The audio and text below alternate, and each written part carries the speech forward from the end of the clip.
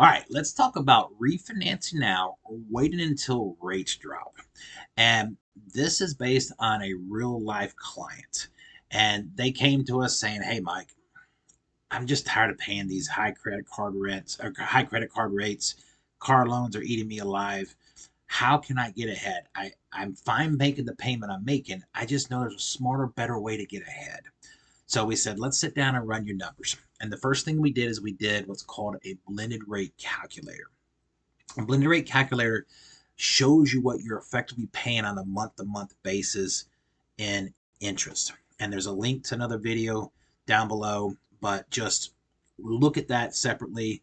But it helps you establish that baseline, and it will blow your mind because everyone, you can typically ask them, "Hey, what's your mortgage rate?"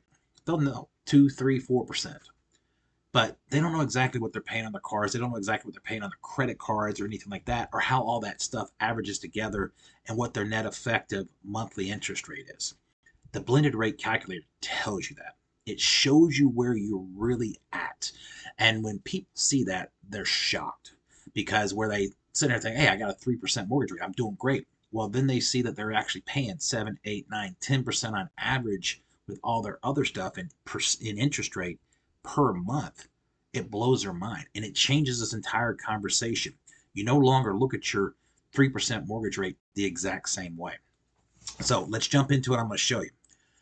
Current situation: had a property worth 683, had a loan amount of 258, 3.25 mortgage on it, 20-year term. They were 3.5 years in, had 16.5 years left on the mortgage. The payment breaks down like this. They had a mortgage payment of $2,057, fully escrowed with taxes and insurance. Then they had an additional $2,372 in non-mortgage related debt for a total outlay of $4,480. So we said, let's go refinance, pay off all your debt, give you one payment, which is your mortgage, and let's show you how this works. Because when you're paying out all that compounded interest, it kills you. Banks love it when you have all that debt. They're making a lot of money. We're going to flip that script. So now we're going to take you from a 258 loan amount to 390. We're cashing out $94,000 in equity to go pay off all the cars, credit cards, and everything else. Your new mortgage payment is going to be $3,023. That's based on a 7% 30-year term. And you're like, "Whoa, nope, not doing it. La, la, la, can't hear you. Don't even talk to me about it," is what most people say. There's no way I'm giving up my 3.25 and going to 7%. And there's no way I'm going from my 20-year term that I'm three and a half years into to a new 30-year to start all over. Watch this. We're going to free up $1,456 per month. Now, this is where the magic starts to happen. We're going to take that $1,456 we just freed up, and now we're going to apply it back to your mortgage as a principal reduction. So note, this is the same amount that this client was paying prior to the mortgage with all their credit cards, car loans, and everything else over here in column 1. So they're still paying the same amount they are. Now they're getting $1,456 towards their principal. Same loan amount, same rate, same 30-year term. They're going to pay the mortgage off in 11.83 years. 5 years quicker than they would keeping their lower 3.25 mortgage. And all their other debts are paid off.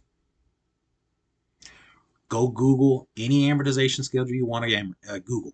Run the numbers however many ways you want to run it. It's all going to come out the same. Compounding interest is not your friend.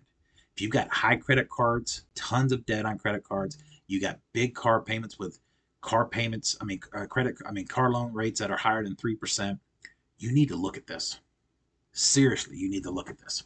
So let's take this one step further. So now we've got their financial house back in order. They're going to be able to pay the house off in 11.83 years. But now we know rates are going to drop. Rates have already started to drop. So now you take that same 390. Now you drop the rate from 7% to 5.25. Same 30-year term that we were originally on. We're still making the same payment, but now we freed up more cash flow to pay more on the principal. So instead of paying $1,456 on the principal, we're now paying $1,897 a month on the principal. Now you're paying the loan off in 10.5 years. 6 years quicker than you would have with your three and a quarter mortgage payment and with all your credit card debts. Now you're over here really getting ahead. You've got no credit cards, no car loans, and now you're paying your mortgage off faster. Let's take it one step further. You haven't been able to save and put money away for savings or retirement because you're covered up in debt over here in your current situation. You're still loving on your three and a quarter rate. You can't pay your credit cards off. You got high car payments and you can't put money away in your current situation. Now we come back over here to column 4 and we're going to pull out an extra $100,000 to put into an investment account. So we're going from $390 loan amount to $490 loan amount. Same 5 and a quarter rate, same 30-year term. Mortgage payment still the same. The only difference is we reduced the amount that we're paying towards principal to cover the fact that we increased the loan amount from $390 to $490 to put $100,000 into an investment account. So you're still making the same monthly cash flow payment that you were prior to with your 3 and a quarter rate and all your credit card debts. But now all your credit cards and car loans are paid off. Now you got $100,000 sitting in an investment account that we're contributing $100 a month to. And guess what? You pay your mortgage off in 15 years. One and a half years faster than you would with your 3 and a quarter rate over here on your 20-year term, all because you actually followed the numbers and understood how it all worked.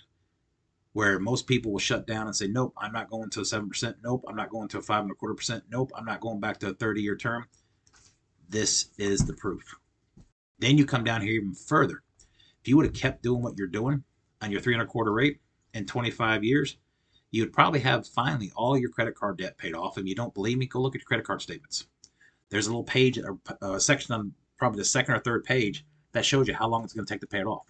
And you're going to be shocked. It's going to say 15, 17, 20, 20, 25, 30 years, and the amount of interest it's going to take to pay it off. So in 25 years, when you finally paid your mortgage off, which you would have paid it off a little bit faster, but even with appreciation, in 25 years, if you did nothing, you'd have a net worth of $1.82 million. Because you were smart, got out from under all the compounded interest, pulled out and diversified your investments, put an additional $100,000 into an investment account to let it start growing on top of paying the mortgage off. Now you got $2.64 million in net worth versus only having $1.8 million. All by giving up your 3 and a quarter rate, all by giving up your 20-year term and going to a 7 and a 5 and a quarter on a 30-year term, and then being smarter about with your money and how you're allocating your funds towards principal.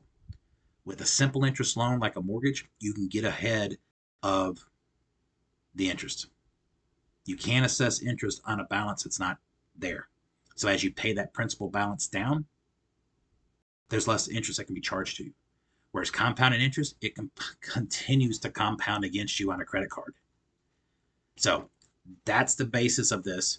Give us a call. We'll go through your specific situation and run these numbers for you, and it'll be a game changer.